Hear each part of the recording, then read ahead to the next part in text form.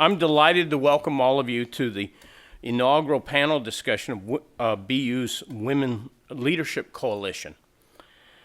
Boston University has a rich history of educating women who go on to important leadership roles. As an institution, we hope to foster this achievement, and the coalition has been created to do this. The mission of the coalition is to provide quality programs and networking opportunities for the university's alumnae. We want to help our alumnae build great careers and find personal fulfillment in their chosen professions. It's my pleasure to introduce Jean Morrison, our University Provost and Chief Academic Officer. Throughout Jean's very distinguished academic career as a geologist, she's worked to foster the leadership environment for women in universities.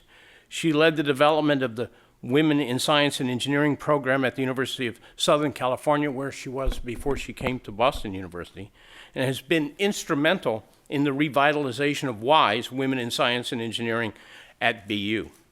Jean is the most important woman leader at Boston University and the most effective provost in the country. Provost Morrison will introduce the rest of the panel and moderate the discussion.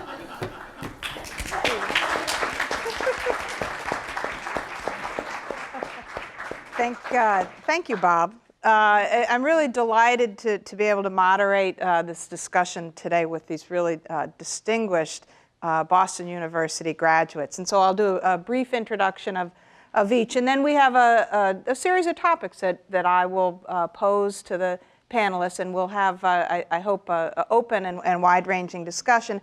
And then we'll have time for questions and Q&A at the end, and we'll be around the room with microphones. So please do think about questions as we go through the discussion. So it's my pleasure to first introduce Cynthia Cordes, who's a graduate of the College of Communication. Cynthia previously served as Assistant U.S. Attorney in the Western District of Missouri. While there, she led the U.S. Department of Justice's efforts against human trafficking, leading over 20 federal and state enforcement agencies and over 60 non-government service providers. She has prosecuted the most human trafficking cases of any Assistant U.S. Attorney in the country. She began her legal career as a trial attorney with the U.S. Attorney General Honors Program.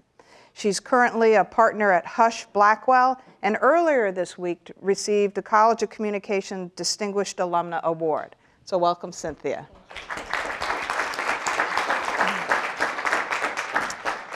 Next, we have Jeanette Horan, who's a graduate Graduate School of Management. Jeanette is the Vice President and Chief Information Officer of IBM, where she leads the development and implementation of technology strategy with emphasis on the confluence of social, mobile, cloud, and analytics. She also serves on the board of Microvision, Inc., an innovative display and imaging solutions company. She's also a director on the board of the Jane Doe No More, Inc., an organization committed to improving the way society responds to victims of sexual assault. Jeanette will be receiving a University Distinguished Alumna Award at the Best of BU luncheon today. So, welcome, Jeanette. Next, we have Dr. Christine Hunter, who's a graduate of both the School of Medicine and the College of Arts and Sciences. Chris is the Chief Medical Officer of the U.S. Office of Personnel Management, responsible for 8 million government workers and their families who use the Federal Employees Health Benefit Program. A retired Rear Admiral with the U.S. Navy, Chris previously served as Deputy Director of TRICARE Management Activity, which oversees health care for millions of military retirees and dependents. She was the first female commanding officer of the Naval Medical Center in San Diego. Her personal decorations include Legion of Merit, Defense Meritorious Service Medal, Navy and Marine Corps Commendation Medal, and Navy and Marine Corps Achievement Medal. A recipient of the university's Distinguished Alumna Award, she serves as a BU overseer and a member of the BU Alumni Council and the Dean's Advisory Board at the School of Medicine. Christine. And finally, I'm delighted to introduce Andrea Taylor, also a graduate of the College of Communication. Andrea is the former director of Citizenship and Public Affairs for North America for the Microsoft Corporation. Andrea began her career working as a reporter, producer, and on-air host for the Boston Globe and WGBH-TV. Leaving journalism, she founded the Ford Foundation Media Fund, overseeing the global distribution of $50 million in grants. She was also a managing partner at Davis Creek Capital, a media technology firm. A trustee of Boston University, the Lincoln Institute of Land Policy, Philanthropy, Northwest, and WNYC Public Radio. She's also served as a director for the Film Forum, Ms. Foundation for Women, and the Cleveland Foundation. Andrea has served as a delegate to 4 global summits of the United Nations. A Distinguished Alumni Award recipient, Andrea is also one of 6 members of her family that found their way from the segregated South to Boston University. Andrea Taylor.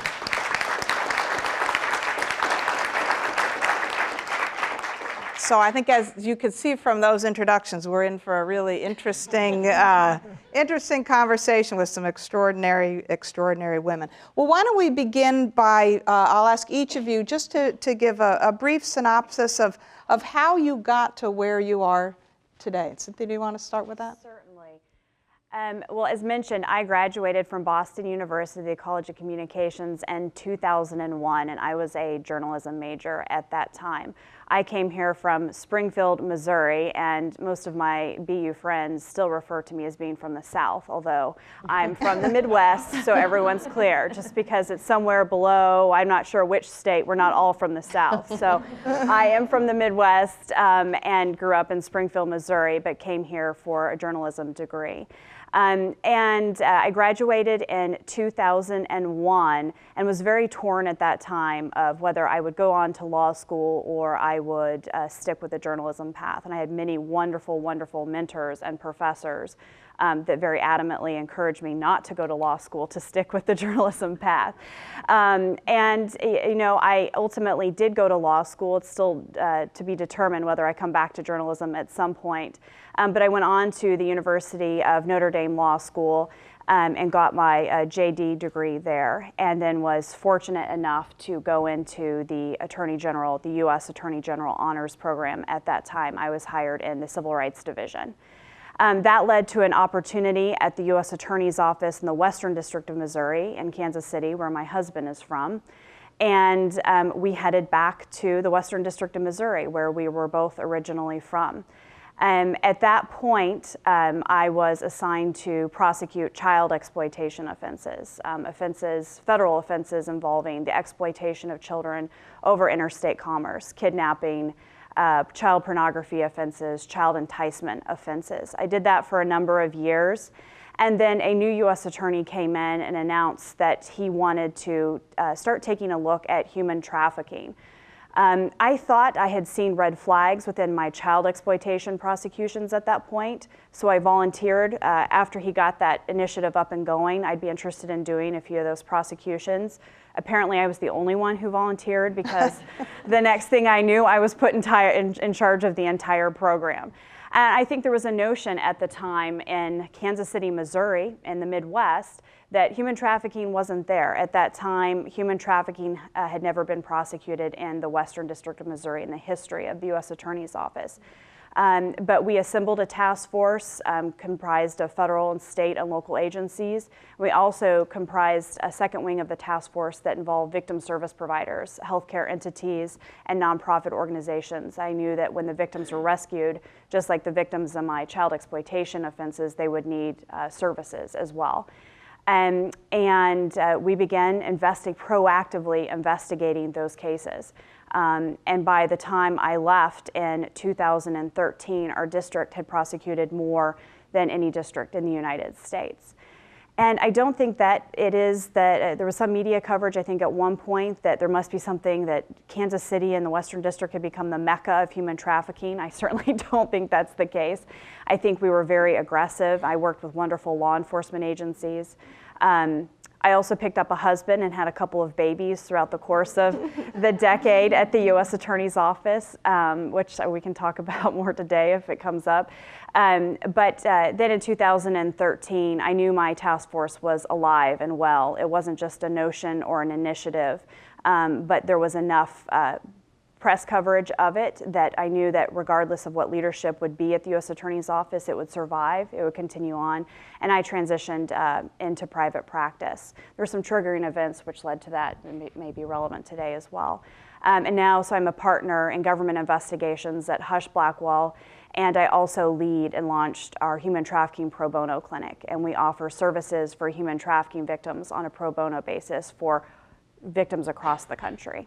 And so that's what I'm doing today in addition to my private practice. Great. Thank you, Cynthia. Wow. Jeanette? Well, that's pretty impressive. So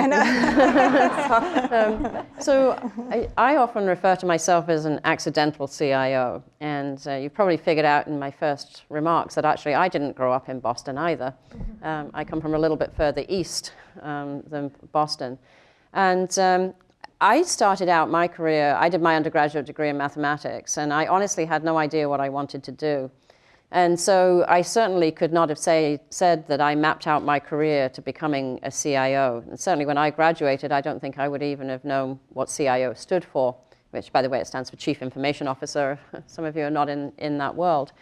And I feel that my career has been a series of happy accidents. And I was always very open-minded to opportunities when they came along and was never afraid to take a chance or take a risk. I worked for a couple of companies in the UK, in England, before I moved over to the US. And I came to the US for 2 years, and that was 30 years ago. And I'm still here, and I picked up a husband and a couple of babies, and a bit of a theme along the way. Happens. It's emerging here. Life happens, right? You know. But I always took the opportunities when they came, and I moved to the U.S. and Florida. Found myself then moving to Boston to work for a company actually in Cambridge in Kendall Square, and it was while I was there that I decided that I had actually progressed quite well in my career. I'm going to say in a vertical trajectory. I was a software engineer. I worked on sort of very low-level computer systems, operating systems, and compilers and things. And I'd done very well in that, but I really didn't understand how business worked. And I found that I had progressed to the point where I was at a staff meeting table with people from marketing and sales and finance, and I thought, you know, I really have no idea what these people do. And so that was when I thought, you know, an MBA would be a good thing for me to do. And I actually did the Boston University Executive MBA program. I'm an EMBA 5 grad, and I think we're now on 26, Ken? 27, so that shows you how long ago it was I did mine. And I actually considered that to be one of the turning points or defining points of my career. Because when I came out of that, I really decided that I could play on a much larger field, and that I should no longer just consider myself a software engineer or somebody who could lead product development worlds. And I think the biggest thing that the MBA program gave me was an ability to think strategically about, and a mathematical background, I think, teaches you to think analytically. But the MBA taught me to think strategically and not just sort of be looking at the next step. And so I've done a number of different roles, whether it's leading product development organizations, working in strategy organizations, and then in 2006 got the opportunity to work for the IBM CIO at the time for what I thought was my 18 months tour through corporate that every good IBM executive has to do. And I got hooked, and I realized that from the CIO office, you see everything in a company. There is nothing that a company can do these days without the information technology team being a part of it, whether it's acquisitions, divestitures, new product launches, introduction into new markets. Everything that happens in a company comes through the information technology organization. And I just really loved that so much that I stayed and worked on some big projects, and then in 2011 got the opportunity for the promotion into the CIO role. And people started to ask me what would I do after I'd been the IBM CIO. And actually I did just, since we sent my bio in, I have transitioned into a new role. where I'm now leading all of IBM's activities with the Bank of America, which is a very large account for IBM, and is going through its own set of transitions and transformations as they really fully absorb all of the acquisitions that they've done over the last several years, including Fleet Bank here locally. And so to bring my learning and expertise to help a company figure out how they can leverage information technology and what IBM can bring to help them on their own transformation. So it's my story. Great, thank you very much. Chris. Well, I think you'll all hear some common themes emerge here. I would say that I was programmed to be a doctor from the time I was 5 years old, but I am an accidental naval officer. So how does that story begin? My parents were both teachers. I grew up in Worcester, so here locally, and they thought that the pinnacle of success in life was for their eldest child to be a physician. So that programming began very, very young. And then I had a high school teacher, advanced placement biology, where all good aspiring medical students go, and he knew of the Boston University 6-year program, and so he encouraged us all to apply, and out of that 8 or 10 person elite class, 2 of us got in, and we spent our next 6 years here together. So if you're not familiar with that program, in its time here at BU, it was 2 years of all year round undergraduate, and then transitioning over to the med school and coming back to finish your liberal arts degree during the summers of med school. So both my BA and my MD have the same date, which often confuses people when I present my CV. And as I got to the med school portion, it became clear that I would probably exhaust my family's resources if I continued to draw on their savings. And 2 members of my class had applied for this military scholarship. Now, I'm not from a military family, and I really had no idea what I was getting myself into. But it seemed like a great idea. You would serve for 4 years in exchange for having your entire school funded. And we got a stipend that was $400 a month, which paid my rent and groceries. It was wonderful. It's obviously many years ago. And so I applied. I was accepted into the Navy and the Air Force. My story about the Air Force is a little bit interesting because I called both recruiters and I said, I wonder if you could tell me why I should accept your program rather than the other one. Talk about hubris at a young age. And the Air Force recruiter said, because women look better in our uniforms. And although looking back, I would tell you he was right, I slammed the phone down and joined the Navy. And then stayed for 30 years, a little over 30 actually. And I did, my husband, I got married in my last year of med school. My husband was ill, so I actually did my internship here at University Hospital, now Boston Medical Center, and then went on active duty to a ship. I was part of the vanguard generation of women on ships. We, in fact, had a ship of 2,000 people and 10 women. But I was the doctor, and shot records were paper. And should you act up, I could just throw it away and you'd have to get all your shots over again. So there was really no problem with setting boundaries or authority in that remote environment. And I don't know, I kind of got a taste of it and enjoyed it and went on and did my residency. And to kind of summarize my military career, I spent a little over 10 years as a practicing physician, internal medicine and medical oncology. And then the next 10 years as a physician executive, I spoke up a little bit too loudly about I could do a better job than the medical director, and I got that job. And then my last 10 years or so as a healthcare executive, everything from the U.S. Pacific Fleet surgeon to commanding officer, CEO of a 10-hospital system, including one of our premier graduate education sites, and then the deputy director of the TRICARE management, trying to figure out how you provide for over 9 million military family members and retirees who may not live near a military hospital. And for those of you who don't understand the military hospital system, it is separate from the VA. Many know the VA, but there is a separate military health system. And I retired in end of 2011 as a 2-star admiral, and then had to reinvent myself, you know, new clothes, new vocabulary, refine my first name. And it was harder than you think. And I wanted to do something with health reform. So I looked around, and another government agency, which was a little bit of a comfortable transition, that ran the insurance plans for federal employees, was starting up a plan that would ultimately offer insurance to the American public in all 50 states. And I was very proud to be part of that team. I'm their medical director, and we were able to launch in 31 states the first year. So it's been a great transition. My husband is still with me, and we have one grown daughter who lives in Seattle with her husband and works for Microsoft. Great.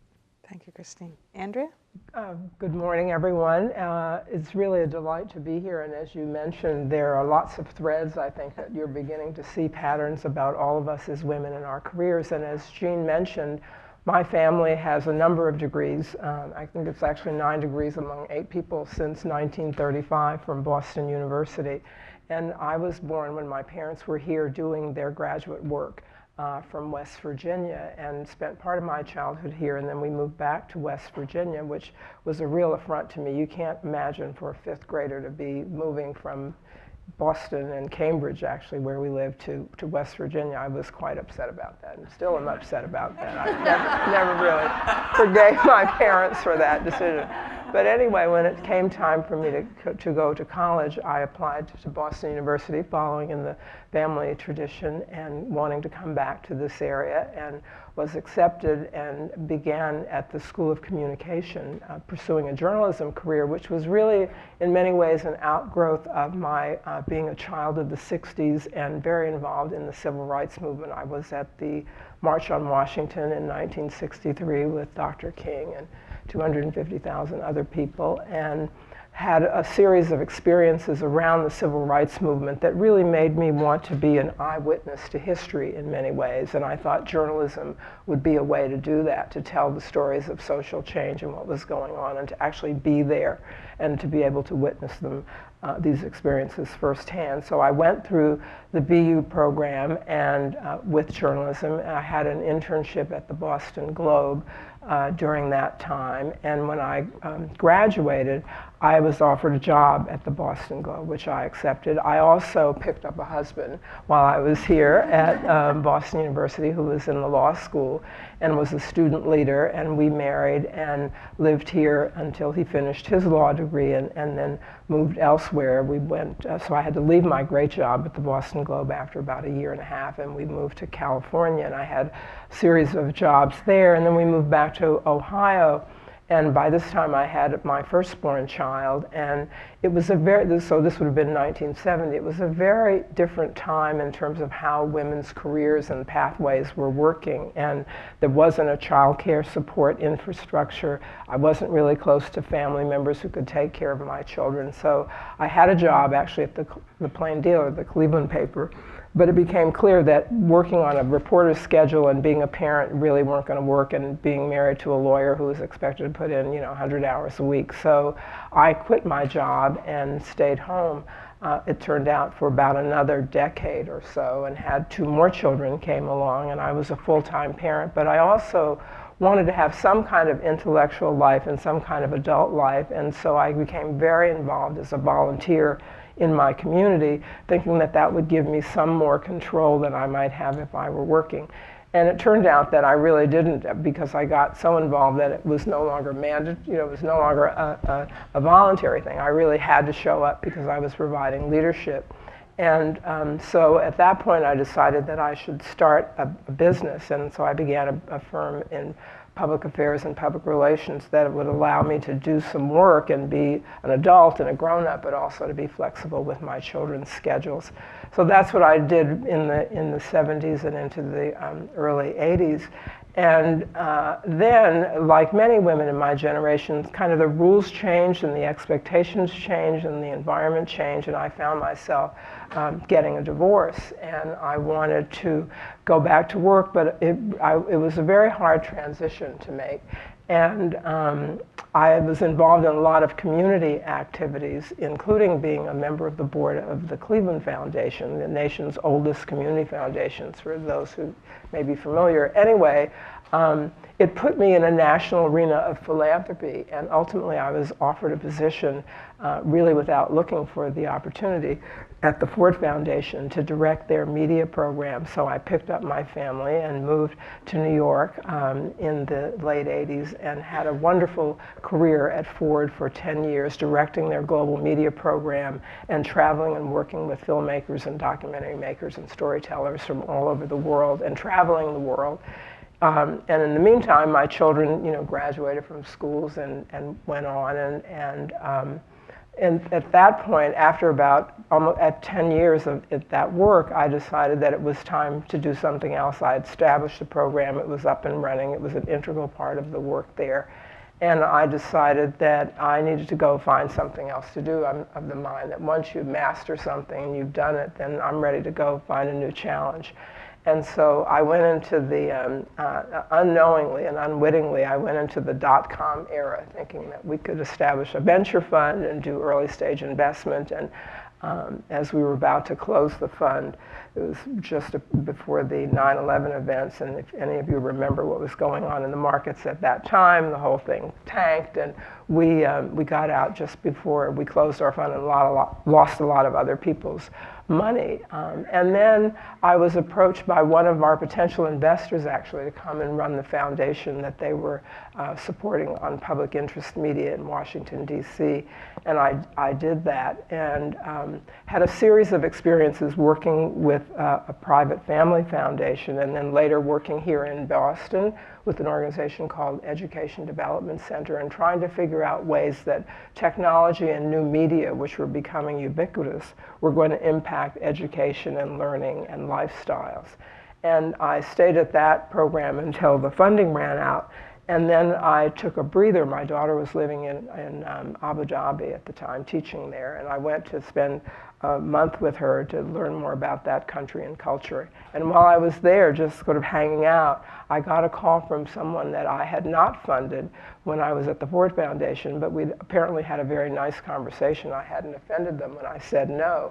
And they said they were calling from Microsoft, and they said that there was a position at Microsoft working in the community affairs and citizenship area that was open, and they thought I would be a good fit for that, and was I interested? And I said, well, I'm in Abu Dhabi, not far from Dubai. I'll be back in a couple of weeks, and maybe we can get together. And the long and short of it is, I was hired into that position at a rather late stage in my career, and had a wonderful 8-year experience developing the corporate philanthropy program for the Microsoft Corporation, different from the Gates Foundation, where we were focusing on youth development and youth engagement, youth employment, education, and entrepreneurship, and really trying to help 300 million young people around the world in today's world who are very challenged to find their way forward.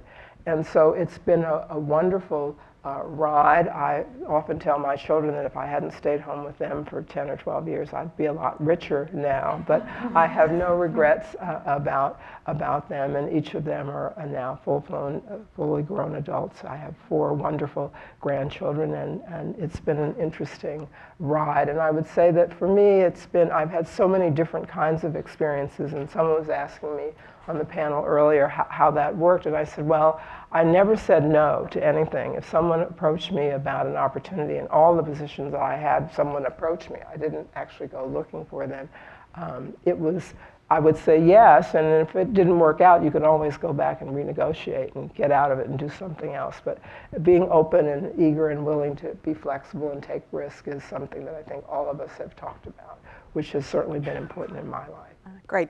Thank you, Andrea. I think one of the themes that emerges from listening to these 4 really extraordinary stories is that none of them are linear. There has not been a expected progression from one obvious step to the next. So I wonder, as we shift now to discussion among you four, if you might speak to the question of when those turns, unexpected turns arose for you, were they choices that you made to pursue something different, or were you responding to a barrier you had hit, or a disappointment? How did the twists and turns come about?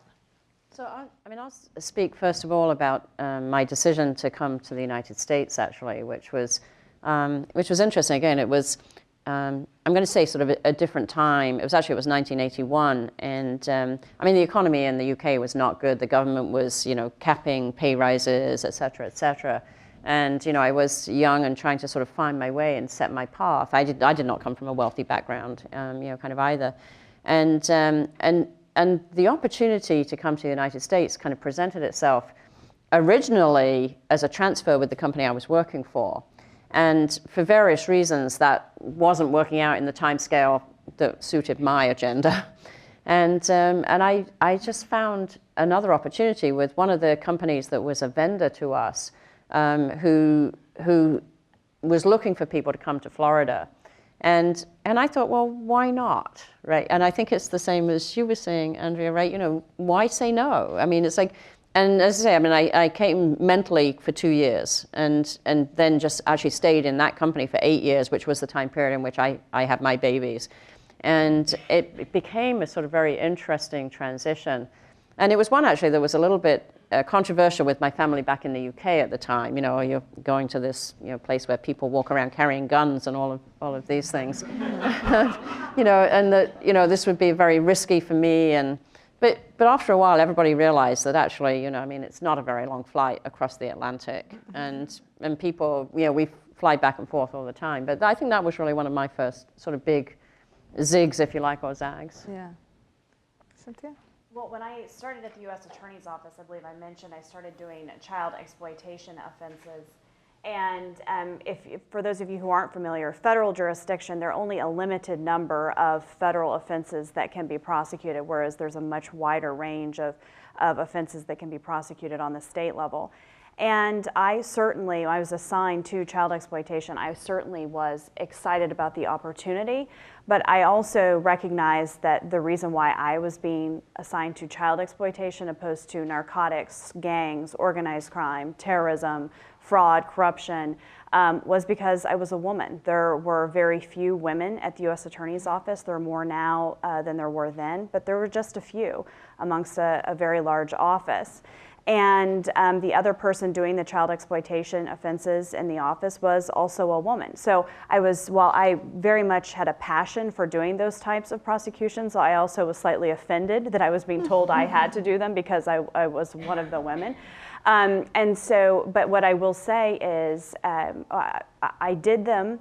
I think one of the difficult things about doing those types of offenses and human trafficking offenses, I think women, as a general rule, we have a more difficult time categorizing things and being able to leave our work at the office and take it home.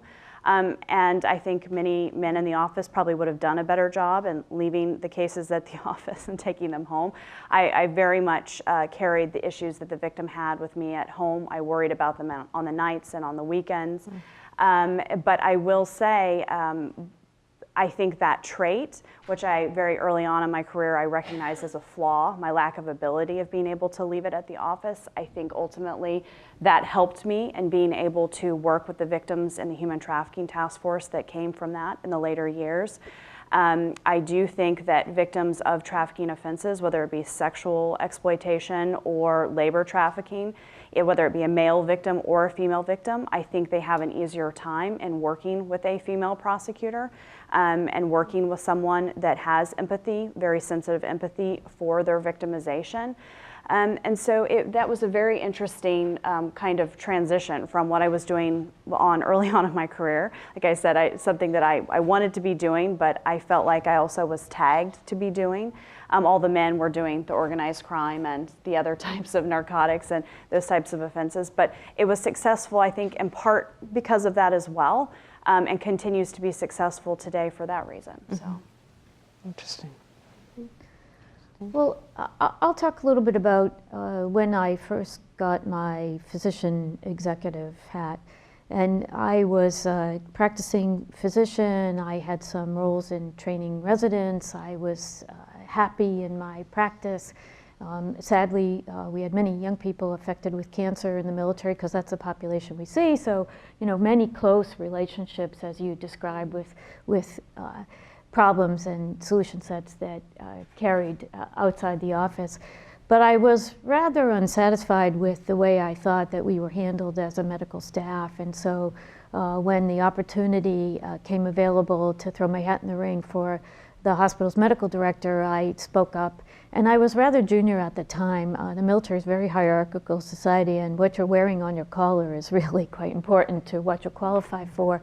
And I was junior in years, I was junior in rank, and I was a female, and that was not the traditional trajectory into that job. And I interviewed, and we talk a little bit about his ambition, becoming or unbecoming. The admiral at the time, old gray-haired man who ultimately became one of my best mentors in my life, he said, "Where do you want to be in 10 years?" And I said, "Oh, your chair." And that didn't really, that really was viewed as unbecoming. It didn't go over well. So I didn't get the job. And I went back to, my previous role, and I, licked my wounds a little bit, and I regrouped, and I thought about whether I was going to have to call the detailer and ask for orders. Now, asking for orders out of San Diego is not something you do lightly. That's an ideal place to live and be assigned in the Navy. But it seemed like maybe there were no further opportunities for me to advance there. And they chose someone else, and lo and behold, about 6 months later, he got orders unexpectedly out of the command. So they chose this male to do this job. He was older, senior, more accomplished than I. He stepped into the role, barely gotten his feet wet, and left. And so the admiral called me and he said, "What do you think?" I said, "Well, I always wanted the job, so now you can give it to me." And he gave it to me. And I was still junior and inexperienced, but it was wonderful. It was really an ideal time for me to figure out that you could do a lot more at the system level than you could at the individual patient level. I love seeing patients. I think that there's nothing more sacred than that relationship. But in terms of fostering change, you could do so much more when you stepped up to the system-wide level. And so a couple of things that I did in that role that I was quite proud of. One was I actually designed the prototype for what's now called TRICARE for Life. It's the Medicare complement program that serves seniors who have generally, the sponsor has retired from the military, and it's either the sponsor or the spouse surviving. And I just got a chance to do that, and that is very impactful even until today. I think that's really interesting, Christine, about the sort of where you can make an impact, right? And it's similar to my story about when I became the CIO. I never thought I would be a CIO. I thought I would spend a little bit of time working for the CIO and then go back into a line of business and run a line of business. And what I realized was that if I went back and ran a line of business, okay, I could be very successful in that line of business, but I've had much more profound impact on the company from the role that I took. Sort of interesting that you had the same idea about the system-wide. Right. Yeah. And I would add to that in terms of just the impact question, that when I made the transition, which was probably one of the most difficult for me, from being a parent full-time to then being a single parent and trying to find a way after being out of the workplace for 12 years to get back into the workplace and sort of get up to speed and catch up. And I was in Cleveland working very much with the Cleveland Foundation, part of the distribution committee, on all the committees, giving away money in this local area. And trying to find a job in the Midwest. And I remember reading an article in one of the, maybe it was Ms. magazine or one of the women's magazines at the time, talking about cities that were ranked highly favorable and unfavorable for women in terms of employment. And Cleveland was in the unfavorable category. And with all due respect to any Midwesterners here and then, it was kind of a Midwestern cultural thing where you were expected to stay home and take care of your children and be a housewife, which is fine. But if you wanted to do more than that, then it was going to be a real battle. And I was offered this opportunity, building on the philanthropic work that I had done in Cleveland, to go to a national organization, i.e. the Ford Foundation, which at that point was the largest private philanthropy in the country, and albeit in the world.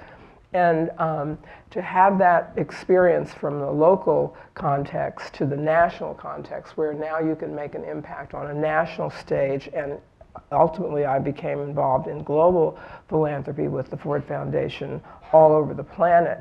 It was really very exciting, and as much as Cleveland was a challenge for me in many ways, it prepared me for that transition and to take the lessons learned about philanthropy and about working with communities and building relationships and social change and having a greater impact on a national scale. The other idea that I would just mention in that context was the mentorship that I received from a few people, not as many as I would have liked. It was interesting, and again, I'm sure many women in my generation and in my age group would perhaps echoed the same thing, that we were confronting a world that was changing in terms of socially and culturally. And there wasn't a roadmap, and there wasn't consensus in the community about what women should do once they found themselves becoming single parents and in a different situation. And a lot of my friends, when I was offered the job in New York, moving my family, disrupting them, taking them to a new place, leaving all the relationships that I'd left behind, I can't tell you how many conversations I had where people discouraged me in every possible way from making that move. And there was one woman who was a PhD, she was an actor, she had been an administrator and an educator, and she was the only voice. She was very much my senior. She was probably in her late 70s at that point in time. And I had gotten to know her in the community. She was the only person who encouraged me to take advantage of this opportunity and saw the possibilities of what that could open up for me. And everybody else said, "Oh, Andrea, why would you leave? You've been here for 17 years, you know everybody, blah, blah, blah." And, but there was no job and there was no real opportunity. So I've never forgotten that person, and I've never forgotten that encouragement. And whenever young people come to me, and they do all the time, trying to figure out, how did you do this career? What's the secret? I always tell people, follow your passion. Do what it is that you want to do. Take advantage of the opportunity. Ignore all the naysayers. And just follow through, and more than likely it will work out. And if that particular thing doesn't work, something else will work. But it's really critical. And if any of you are mentoring, I hope you're doing the same thing with young people that you're mentoring. Don't tell them that they can't do it, because it's very discouraging and very debilitating. I'd like to pick up, if I may, Jean, on the point around mentoring and mentorship. And I'm sure that we can all talk about stories of people that we have mentored and mentors that we've had. I've started to draw a real distinction, certainly in a large corporation like IBM, between mentoring and sponsoring. And it's one thing to be a mentor and to give people advice, but I think one of the things that a lot of younger women, especially, kind of sort of faces, I'm going to call it access to opportunity. And can are you aware that there is an opportunity at the Ford Foundation, right? How did you even know about that? You said people came to you with those opportunities. Somebody was sponsoring you into that. And that's one of the things that I've really tried to think about is if I have people that I'm a mentor for, and I think that I hear about an opportunity and I think they would be good, I try to make that connection for them. Where I view mentoring in its purest form as being a more passive, I'll give you advice when you want it, as opposed to, I'm going to come and tap you on the shoulder and say, you should go look at this. I'm curious about what the others have thought about that. Yeah, I can follow up on that as well. I think something that's very important, which mainly for the students in the room, on the mentorship note, is this concept of forced mentorship, or maybe that's the distinguishing point you're making between mentorship and sponsorship, but the idea of forced mentorship opposed to, I think, natural mentorship. And while I don't want to diminish any of the programs that businesses have or law firms have or other entities may have in mentorship programs or leadership programs, I believe the best mentors come from those that are naturally developed. They're ones that are not just assigned. You know, you go into a business and you're told this is going to be your mentee. This is going to be your mentor. The mentee may not like the mentor. The mentor may not like the mentee. There may not be respect one way or the other. And I think that those are not actually the opportunities that work the best, especially for women, and developing relationships so that they know when to go and tap, because perhaps that isn't the person that they want to be tapping on the shoulder when an opportunity comes along. I think that the best mentor, the ones that I've had, where I've had many wonderful mentors over the years, those are ones that have been naturally developed. And I've had mentees that I've mentored over the years. And they're the ones that are based out of mutual respect. The mentor is having to put time out of their career. No one has enough time, a lot of time into that particular mentee. And there has to be respect for the mentee and an interest in nurturing them and developing them. And it's not as easy as having forced lunches or forced coffee meetings. It's having a relationship built on respect where, you know, when those opportunities arise, they actually want you to go and pursue them and they tap you on the shoulder. When you run past the person in the hallway, it isn't oh, when should we have our next forced coffee? But hey, how are things going? And there's a natural exchange in developing that particular individual. And I think the problem is a lot of times even students will peg someone. I really have respect for that person, so they will formally go and ask, will you be my mentor? Or they go into an internship opportunity and they tag somebody high up in the particular business or communications field or entity they're working for, and they ask, will you be my mentor? And maybe that person really doesn't want to be your mentor, and that's not probably then an opportunity that's going to work. So I would really encourage the students to look for the opportunities that are natural, that are built on a relationship. Prove yourself to that individual, and then they will take a true and genuine interest in developing you. Yeah. One of the threads that emerged from each of your comments at the beginning was the role of family and becoming a parent and managing and balancing family and your professional goals.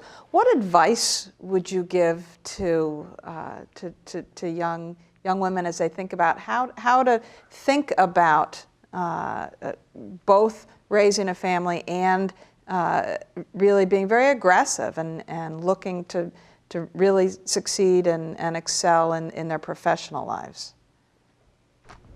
Where to begin? Well, I'll start with two observations, a personal one and a more professional one.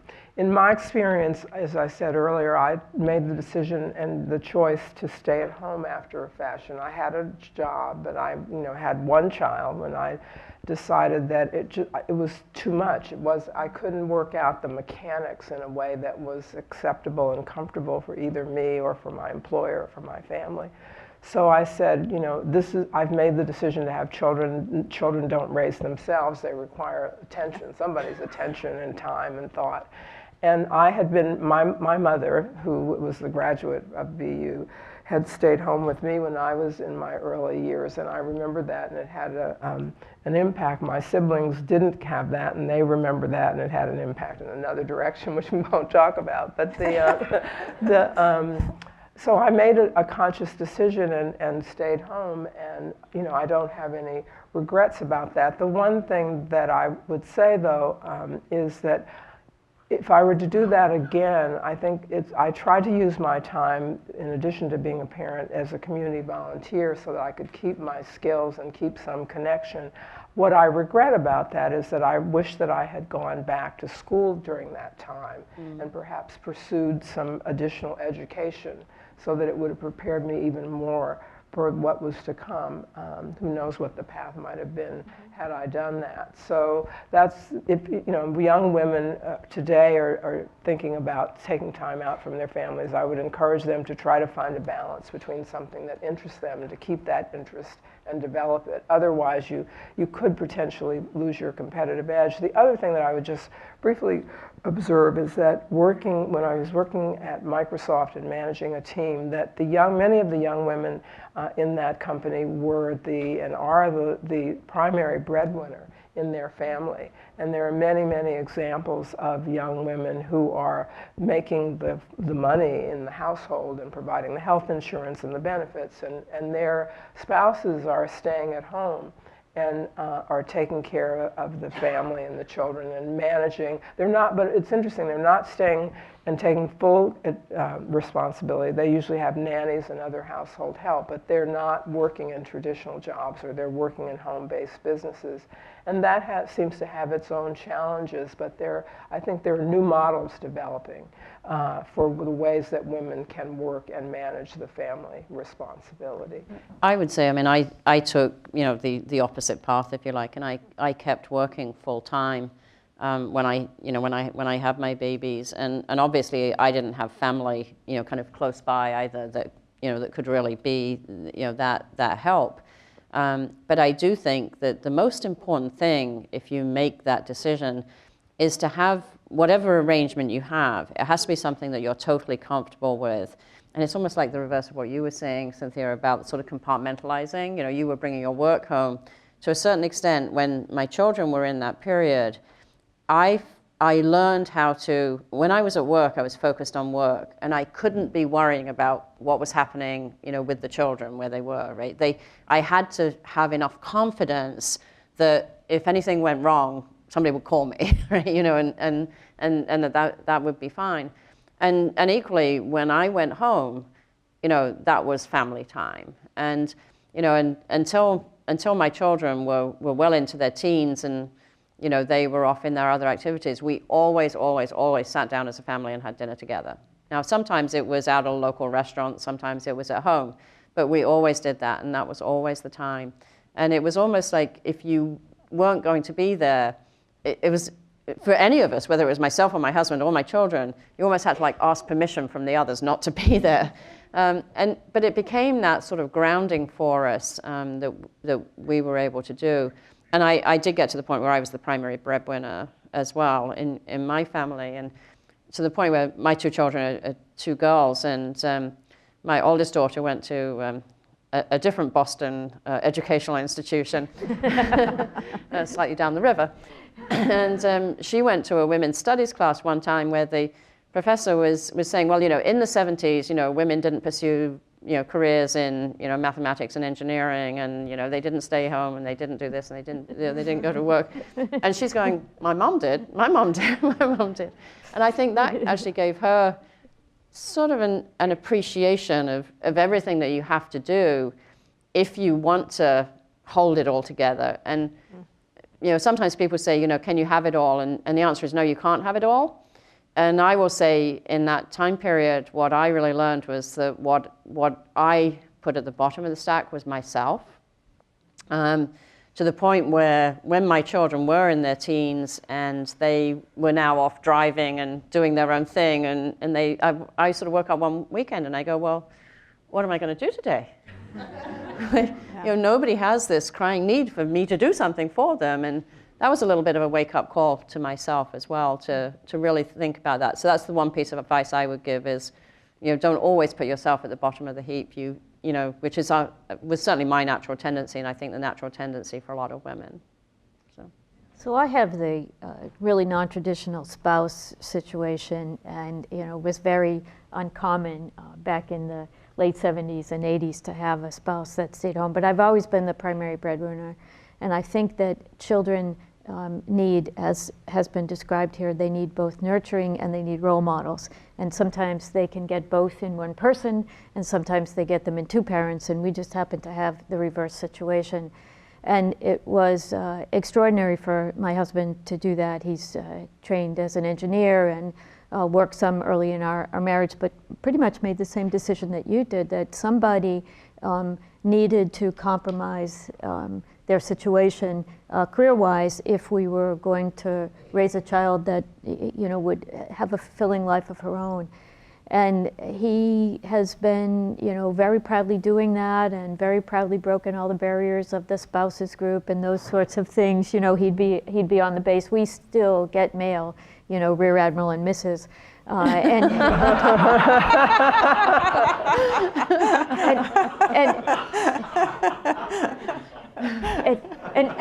when I get those Rear Admiral and Mrs. Now in a military that's trying to be much more welcoming to LGBT and same-sex couples, I'm wondering what they're going to do with the Mr. and Mr. or the protocol just doesn't lend itself. But anyway, he did a great job of that and pioneered that role. But I would say that our daughter still, she has a professional question, a role model question. She comes to me. If she needs emotional support, she goes to him. And you can still see that. And sometimes I feel like, why doesn't she come to her mother for emotional support? But that was never, it's a little bit of pangs, but it was never what I did. And I have had the experience of counseling women who wanted or needed to step away from the career force. And when that's in the military, that's a double hit. It's not only that you're a professional woman, in my case, maybe it was a woman physician, but there was also the issue of you will need to leave the military because they don't accommodate part-time careers and those job sharing and other workplace flexibilities that you might get now. And I think it's important for mentors to give permission, to give permission to take that step, that even though the organization at times seems to prize loyalty above all other things, that this is not the right situation for you, and someone who has been successful needs to tell you there are other pathways to success. Could I just add one other comment as I'm listening to all of you about parents as mentors and how your family situation can set you up for success and create different images and models. And in my case, my mother was really very much that person. And she, as I said, she stayed home with me as the firstborn for, until I went to school. And then she just really couldn't, I think, stand it any longer. She wanted to get back to her professional life, and so she gradually went back into teaching. And she had a 30-year career, ultimately as a college professor in West Virginia, heading a department of art. And then when she was, and always looking for educational experiences and promoting education as an important pathway for success and fulfillment in life. And so just before her retirement age, she decided after 30 years as chair and leading this department that she needed to get a PhD. So she went back to school at age about, she was, I guess, 66 or so. Wow. And she took a sabbatical for a year and did her residency at Kent State. And they were offering professional training and support for this kind of work for African-American professors. And she did her year of residency at Kent State, and then she came back and finished her tenure at the university, and then retired to Martha's Vineyard to write her dissertation using a computer and working, off-site. And so at age 72, she picked up her PhD from Kent State University. Wow, fantastic. That's fantastic. And she had another career. By this time, she married her high school sweetheart. My father had died, and she had another, so she had another family. And she became a writer and journalist full-time on the Vineyard and had a 10-year career. I said, you had to go get a PhD to be a columnist, But my point is, and her point was that she said, I did this. Obviously, she wasn't looking for a career opportunity in her next job, but she said, I wanted to send a message to my children, my grandchildren, and to others that you can do whatever you want, whenever you want to do it. You just need to get started, and you take one step at a time, and you can achieve your goals. And I think that we're hearing in all of the comments here that same kind of spirit, that if there's something that you really want to do, get started, get going, and you can do it. And that's a perfect segue. I'll pose one more question, and then we'll have time to move into question and answers, but around pursuit of academic credentials. And we have a number of students here, and so to think about when I'm asked by students, well, what advice would you have? One of the things that I think is critical is if you have a sense of what you want to do, that pursue the academic degrees now, because it does get more challenging as your life gets more complicated. So I always encourage young women to, if they know they're going to want to be in a field that requires a PhD or a JD or an MD, begin now. What advice would you have, given your experience around getting your credentials?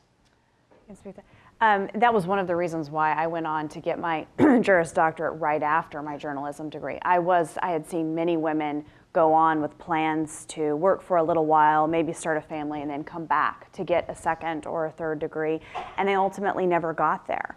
And I saw wonderful women doing that, and I thought, my goodness, well, if they can't do it, I'm going to end up in the same boat, and that's why I ultimately chose to push myself all the way through.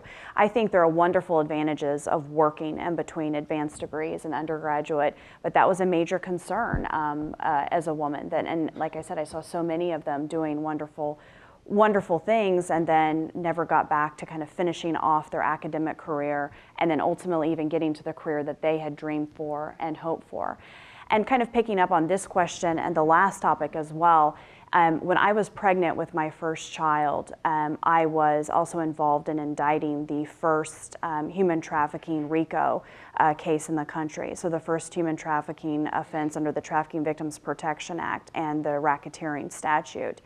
And I remember standing there pregnant, presenting the grand jury indictment, and we were planning a simultaneous large-scale raid. It was the first one utilizing the unique TVPA, the Trafficking Victims Protection Act statute in RICO, so there was a lot of pressure from both the media and Main Justice.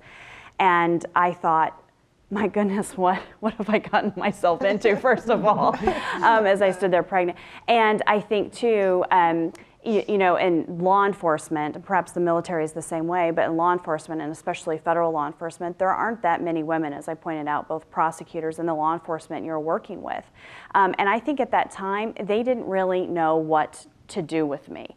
I was the youngest federal prosecutor at my office for a long time, so when I came waddling through the halls, it was, oh my gosh, she's now taken this to a whole new level. And there's stuff going on we just don't want to know about. My gosh, what if she goes into labor in the federal courthouse? And I was kind of this dinosaur, that they just really didn't know, or elephant in the room, not trying to pick large animals, but that is how I felt, that they just didn't know what to do with and how to talk about it. And I think just thinking back to your question as well, I think there are women that once they start pregnancies and start building a family too, there is a sense of withdrawing during that period as well. It is very difficult to project yourself in a professional way when you're 9 months pregnant, and it's difficult to come back from maternity leaves if that's what you're planning on doing, and it's difficult to go back and get your advanced degrees. And so I agree with that. I would encourage, especially the women, I think it's even more important for the women, to press through, and if you have career milestones that you want to achieve, try to achieve them as quickly as you can. If you want to have degrees that you just feel like your life would be incomplete unless you got that degree, get them as quickly as possible. Because there's nothing more precious, I think, too, than that time that you have with your children, whether you're staying at home or you're working or you're doing a part-time arrangement. Whatever your arrangement is, it's a very precious time, and it is going to make it even more difficult than if you haven't had children yet, to try to go back and push yourself even further. And so I concur with that for sure. One last point before we go to the questions. Well, I would say, I went back after I'd been working for, I guess I was about 15 years when I did my MBA. And I would say, I had no idea when I started out that I would ever need one. And I think that maybe is the difference, right? As you said, if you have a view of where you want to go, then I would agree with you to do that. But I would also say, don't think you can't do it later. Your mom is perfect proof point there. My children, when I did my MBA, I think my children were probably like 8 and 10. And so, you know, I mean, that was it was a tough time for them. But it did have a side benefit because they got to watch Mum doing homework, and you know, so it was easier for me to say to them, "Where's yours?" You know. Yeah. So, you know, it was a good thing. But yeah. I would just add only one other comment as the baby boomer perhaps on the panel, that I think I myself am looking at what is the next chapter and what's the next, I don't know, 10, 20-year period ahead. And a lot of my friends, on the other hand, have stopped working. They stopped working back when I took my job 8 or 9 years ago at Microsoft. And they said, well, why would you leave New York and go to Seattle and take on a new role in a technology field? And, you know. And I said, well, it's exciting. I'm going to get to glimpse the future, and this is where the world is going. And so I wanted to do that. But now that I face yet another transition, one, they become less daunting as you have more and more of them over the life cycle, and you figure something will work out, and you just have to figure out what that is. But it's, I think that this, and we've been talking a lot about it with various people over the last few days here on the campus, that as the baby boomer generation sort of retires out, or as they end one stage of their career, I think we're going to not go gently into the good night. And I think we're going to be very loud and creative and innovative and rambunctious and non-traditional. And so I'm really excited about sort of the next phase of things. I don't know what that will be exactly, but I don't think it'll look the way you know, retirement and this stage of life has looked for a lot of people in the past. So stay tuned. We'll keep you Agreed. posted. And I think that's a perfect point to end on and move into question and answer. So if we give a hand to our panelists.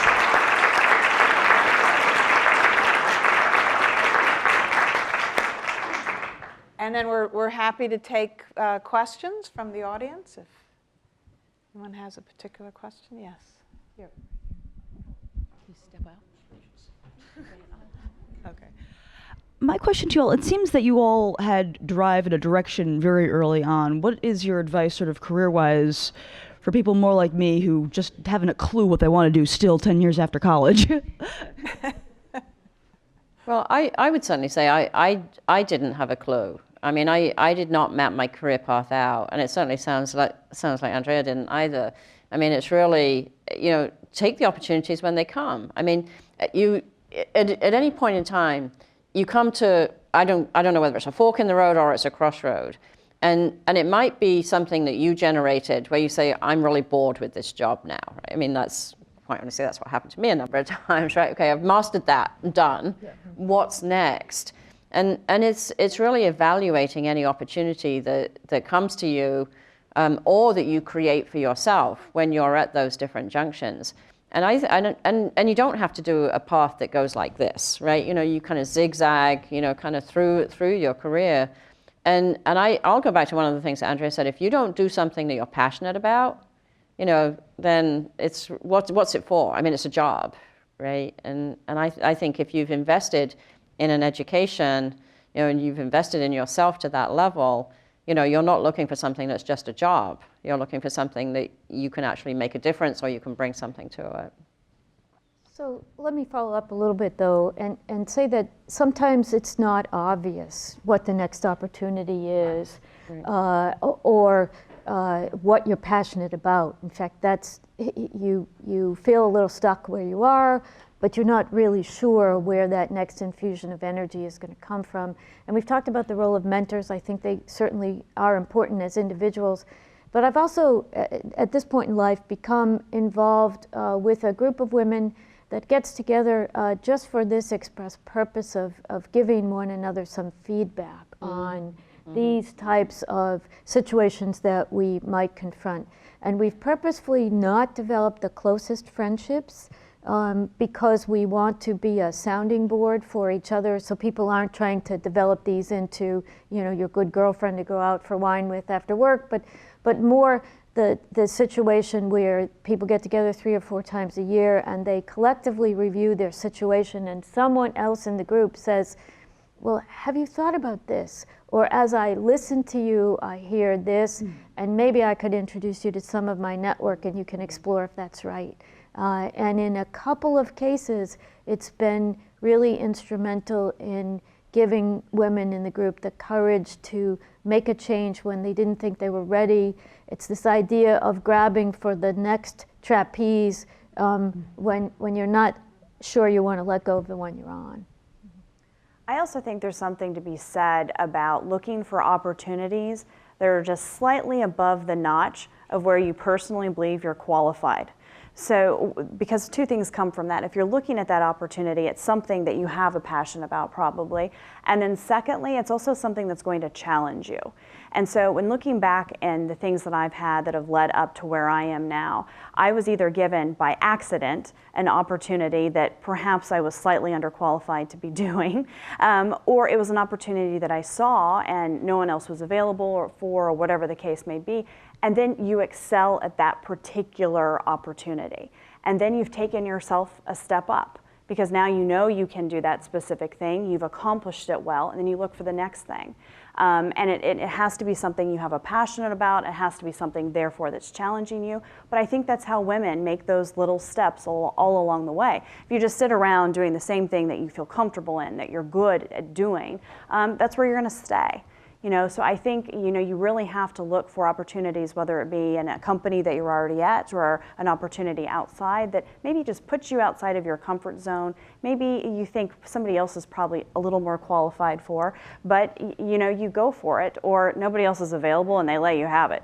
And you just, sometimes you don't get it the first time around. You don't get the first time and you you. come back again and say, well, I've been wanting it all along. So, but again, it's just stepping outside of that comfort zone and looking for those opportunities. And all of a sudden, you've surprised yourself. You've perhaps surprised people around you, and they're saying, oh, there's potential. There's more than that person can even offer. So. Oh, you're going to hold it. My question for you is, what strategies or advice would you give for the young woman that is coming out into a career to breaking the barriers, not only in the workplace, but those times when you are told no and psychologically you want to get through that to move on to be successful in society? Well, I think women, obviously, the workplace for women, and certainly the other women on the panel can speak to this in more substance than I have. I mean, our country's come such a long way from where it was. But I think what we have here today is an even more nuanced workplace. I think the discrimination that exists for women in the workplace is still very much there, but it's more perhaps complicated and nuanced than it once was. Sometimes it's passive or it's subtle. And I think that women have to recognize that that's going to be a barrier that they're going to have. I was very naive when I went into the workplace and thinking that this world was a different place than it was for my mother and my grandparents, and that of course I would be embraced fully and completely as a woman and as a working woman, whether it be in the law or elsewhere. And when I found resistance, whether it be a subtle resistance or unexpected resistance, it was very disappointing to me. And a lot of times it was well-intended things that would happen from men or other people in the workplace, something that they actually didn't mean to be offensive or discriminatory, but it still exists. And so I think part of breaking the barriers is recognizing that there are still issues that remain. It is more nuanced than what it once was, but having to embrace that as a part of looking for opportunities and trying to excel within the workplace. The thing I would add to that is a lot of studies been done recently that said in general, women will only apply for a job that they think they're 80% qualified for, but men will apply for a job that they're 50% qualified for. And I think that this is probably one of the messages to young women, is to always take that stretch. You said it as well. Yes. Don't look for what's necessarily just the natural step. If you're willing to take a risk and go for the thing that is the bigger stretch, then the sort of psychological aspect of, okay, well, I didn't get that one, but that's kind of okay, right? You know, but did I learn something through going through that process of trying to get it? Did I learn something about myself? Did I learn something about some additional experiences I need to have to make myself more qualified? And I think that just being willing to be out there and not letting the inevitable setbacks really set you back personally. You know, just hold your head high and say, I know what I can do and I know what my skills are, and be confident in that. I think that's the biggest advice. And I'll just echo two of her points. One is you have to repeat yourself over and over again. Don't take things personally. Right. even if you are taking it personally, you have to just keep reminding yourself. Keep rolling. Keep going. You can't do this, because in the sort of subtle issues that happen in the workplace, if you do get that job over the obvious male candidate, there will be some resentment. Yes. That's inevitable. I mean, you would feel that way if you didn't get the job. But I think women tend to internalize that and take that personally, and you have to get over it. And then the other issue is, another refrain that I've told myself lots of times is, when you underestimate me, you hand me the advantage. And that is a very powerful phrase. If I stand up, you will see that I am 4 foot nothing. I'm really short. And folks, when you look at that, there may be some other physical characteristic of you that you feel like makes you stand out in a crowd, or you're disabled and you feel like folks will look at that negatively rather than celebrate how far you've come. But when you do that, remember, no one will ever forget you. You are the most memorable person in the room, and you can catapult that. You underestimate me, you hand me the advantage. I would just also underscore the opportunity that all of us have, and I think you've heard it in the examples, to be advocates and champions within our sphere and our field, to encourage other women and to be supportive of each other. That's really important. There's still so many fields that don't have proper representation of women. I mean, in technology and science, engineering, math, for example, many technology companies, there are 3 men for every 1 woman that's there. And it's not that the women aren't capable, but they're either not properly trained or they're not given the opportunities. So it involves really being an advocate in a positive way and being a positive role model, and also encouraging younger generations to take the kinds of opportunities that perhaps we didn't have. We've heard about math phobia, for example, is one of these things, and that's still a problem. There are a lot of young girls and young women who don't think that they can succeed in these areas. So we brought another BU alumni to Microsoft a couple of years ago, Gina Davis, who is a very effective advocate on behalf of women and works with the UN and other organizations. And she spoke to this audience at Microsoft of mostly men, and she really won them over. She said, I'm sure many of you are parents and have daughters, and you're concerned about your daughters. And she talked about ways that they could help their daughters to self-actualize. And I think, those kinds of things are really important, and it helps to set a stage for other opportunities for women. So we can all be advocates. We can all encourage young women to study and pursue areas that they're perfectly capable of handling intellectually, but they don't have role models, so that the channels can begin to open up.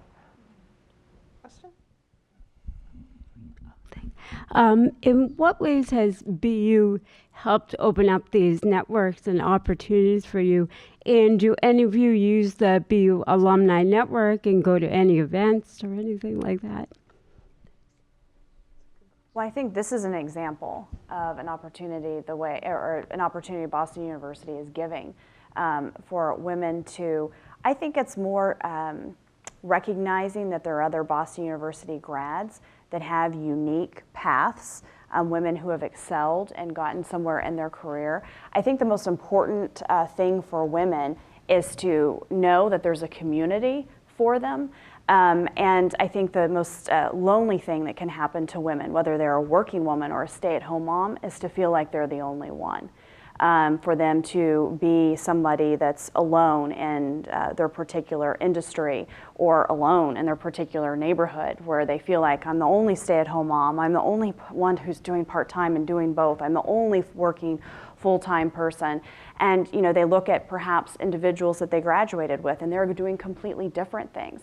And so I think anytime there's an opportunity to build a larger community and a forum, so that even if you don't have a specific relationship with the other women, you're not talking to them or having wine with them, you see that there are other paths and that you're not alone. And I encourage all women to tap into not just the resources at Boston University, but your individual schools, and also just to read. I mean, there's so much out there, whether it be literature, books, magazines, websites, for women to just, I truly saturated myself in the different opportunities to read about women who are doing it different ways and have had success and failures doing it different ways. So this is certainly, I think, an opportunity that Boston University has created, and there are others as well. And I'll say I was privileged to be invited back to be a member of the BU Alumni Council, and learned after a long, long hiatus where I did very little with the university. Hopefully sent in a check every year, but somebody should look and see if I really did. You know, but didn't connect to the tremendous resources that are here on campus now, and didn't realize how much the campus had grown into the interstices of interdisciplinary work that is caused me to make a lot of wonderful new contacts. So I would invite you all to check it out. If you haven't, obviously you're here, so we'll celebrate that together. Great, thank you. I think that's a good note to conclude on. I think what really shines through clearly here today is that Boston University has some really extraordinary alumni, and I want to thank all four of you for participating and giving us a glimpse into the pathways and the successes that you've had, and we're extraordinarily proud of you. Thank you. Thank you.